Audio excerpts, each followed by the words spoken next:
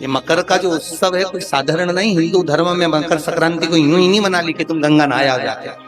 और कितने सौभाग्यशाली हो रहे शिवजी नारायण वाले कि गंगा यहीं आ गई शंकर जी के साथ। नहा लो, मौका मिल रहा है, इतने उपाय मिल रहे हैं, कर लो, अपने जीवन को सार्थक बना। पूरे वर्ष में एक दिन ऐसा आता है, मकर राशि में सूर्य प्रवेश करता है तो उसे मकर संक्रांति कहते हैं। हमारा ध्यान दीजिएगा, पूरे वर्ष में एक दिन मकर संक्रांति। अच्छा, कई लोग कहते हैं कि सूर्य की उत्तरायण का क्रम है, ये क्रम है, ये पूजन का क्रम है, तिल्ली के लड्डू का क्रम है, लड्डू बना लो तिल्ली का, इसका क्रम है। पर अगर स्कंद पुराण उठाओ तो स्कंद पुराण में अगर मकर संक्रांति के क्रम को यदि पढ़ोगे तो मालूम पड़ेगा कि पूरे वर्ष में एक दिन ऐसा था जिस दिन भगवान शिव और नारायण ये दोनों, इसलिए आज भी हिंदू धर्म में गुड़ के लड्डू तिल्ली के साथ मिलाते हैं। क्यों? उसका कारण कि शंकर और नारायण ये दोनों एक ही दिन, एक ही पल गंगा का स्नान करने के लिए, एक नारायण को लेकर भगवान शिव। देखिए कितना कितना हमारे हिंदू धर्म में एक एक तिथि का, एक एक बार का एक एक महत्व, उसको समझ। माता लक्ष्मी, भगवान नारायण और भगवान शिव को स्नान के लिए गुप्त रूप से झांक दिए तो भगवान विष्णु ने तिरछी दृष्टि में माता लक्ष्मी को देखा।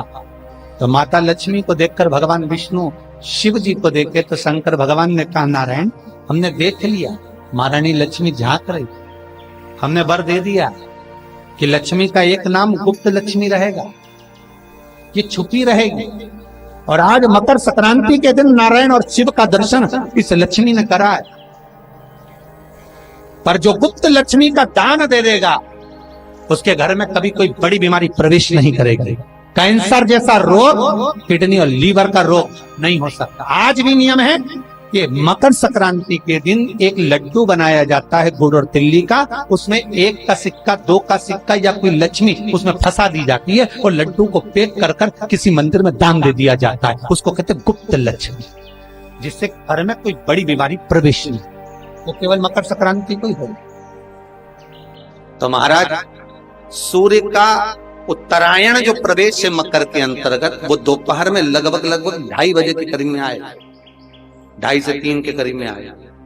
आपको ऐसा लगे या किसी की तबीयत थोड़े दिन अच्छी हो रही है, फिर गिर रहा है, फिर अच्छी हो रही है, फिर बेकार हो रही है, फिर अच्छी हो रही है, फिर बेकार हो रही है, दवाई खा रहे हो नहीं लग रही, तो आप जब मकर राशि में सूर्य प्रवेश करे, कल मकर संक्रांति के दिन उत्तरायण जब सूर्य के भाव प्रवेश करे महाराज, दोपहर में 2:30 पौने 3 बजे के करीब में प्रवेश कर जाएगा, इतनी बजे। तो प्रयास करना, थोड़ी सी काली तिल्ली लेना महाराज जी, उसमें एक बमूल का कांटा लेना, काली तिल, बमूल का कांटा और किसी भी वृक्ष की 5 पत्तियां लेना महाराज। उसको लेकर औषधि ना लग रही हो, जिसका स्वास्थ्य गड़बड़ हो रहा महाराज, उसका स्पर्श कराकर या 21 बार उस पर से उतार कर, और उतारना क्या नाम लेकर है? अवधूतेश्वर महादेव।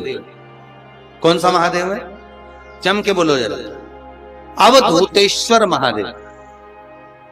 शिव जी का एक अवतार हुआ था, अवधूत रूप शंकर का। शास्त्र कहता है कि अवधूतेश्वर महादेव का जो रूप है वो रोग का निवारण करने के लिए, बिना कोई कष्ट आपको लग रहा है तो अवधूतेश्वर महादेव का नाम लेकर काली तिल्ली, वृक्ष की पत्ती और एक बमूल का कांटा लेकर शरीर पर से उतार लो। उसको ले जाकर किसी भी चौराहे पर उसको पटक दीजिए। चौरस्ते पर नहीं डाल सकते तो बहते हुए पानी में डाल दीजिए, बहता हुआ पानी ना मिले तो पीपल के वृक्ष के नीचे डाल दीजिए, पर उसको मकर राशि के प्रविष्ट भाव में ही डालना। निवेदन एक और है, जिनके शरीर धूजता अर्थात हाथ पैर में कंपन उत्पन्न होता हो या हाथ पैर में कहीं कंपन का भाव लगता हो, ऐसा महसूस होता हो कि हाथ पैर धूजते हो, तो कल सूर्य को जब अर्घ दें तो उसमें काली मिर्ची पीस कर डालकर फिर सूर्य को अर्घ मार। अर्घ देने के बाद में जो जल आप जमीन पर छोड़ेंगे उसका भाग थोड़ा सा अपने शरीर पर लगा लेंगे, जहां जहां पर कंपन उत्पन्न होता। या कोई डॉक्टर आपको बोल रहा है कि बाईपास करवाना पड़ेगा या कोई नस चोक हो गई हो, तो उस स्थान पर भी आप उस जगह पर भी उस जल को अवश्य लगाएं, काली मिर्ची का पिसा। कितनी प्रतीक्षा करते करते करते करते करते करते भीष्म पितामह उत्तरायण का इंतजार करते रहे, कितनी प्रतीक्षा करते रहे।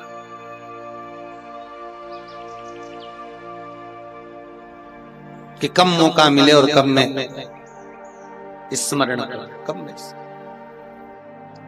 शुगर वाले जीव जिनकी शुगर ऊंची नीची हो रही हो, ज्यादा शुगर की परेशानी आ रही हो और इंजेक्शन लेना पड़ रहा हो, उनके लिए निवेदन है काली तिल्ली कल के लिए है ये खास तौर से, बाकी के शुगर के लिए तो उपाय और बाद में बता देंगे, पर कल के लिए जो करना चाह रहे हैं, जिनकी शुगर लेवल में नहीं आ रही, काली तिल्ली शंकर भगवान के शिवलिंग पर समर्पित कर दो और उस काली तिल्ली को जब शिव जी पर चढ़ाएं तो महाराज हाटकेश्वर महादेव का नाम लेना है। कौन से महादेव? हाटकेश्वर महादेव का नाम लेना है और शंकर भगवान पर काली तिल्ली चढ़ाते जाना है। उसमें कंकर नहीं हो, सफेद तिल्ली का एक भी दाना नहीं हो, इसका ध्यान रखिए। उस काली तिल्ली को चढ़ा दीजिए। हाटकेश्वर महादेव का स्मरण कर कर किसी को जल ना चढ़ाने देना उस समय पर जब आप शंकर जी को चढ़ाएं, और भगवान शंकर की हाटकेश्वर महादेव का स्मरण कर कर 108 रुद्राक्ष से मनके से माला जप लो। वहीं शंकर चढ़ी रहने देना तिल्ली, उसी तिल्ली को वापिस कटोरी में उठाकर लिया। 3 दिन तक लगातार उसको थोड़ा थोड़ा कर कर सुबह के समय खाली पेट खाइए, शुगर लेवल पर आ जाएगी महाराज, आपकी शुगर हाई ऊंची नीची नहीं जाएगी। हाटकेश्वर महादेव का स्मरण। मकर का उत्सव, मकर संक्रांति का मिला मौका तो उसको करो। कल मकर संक्रांति है,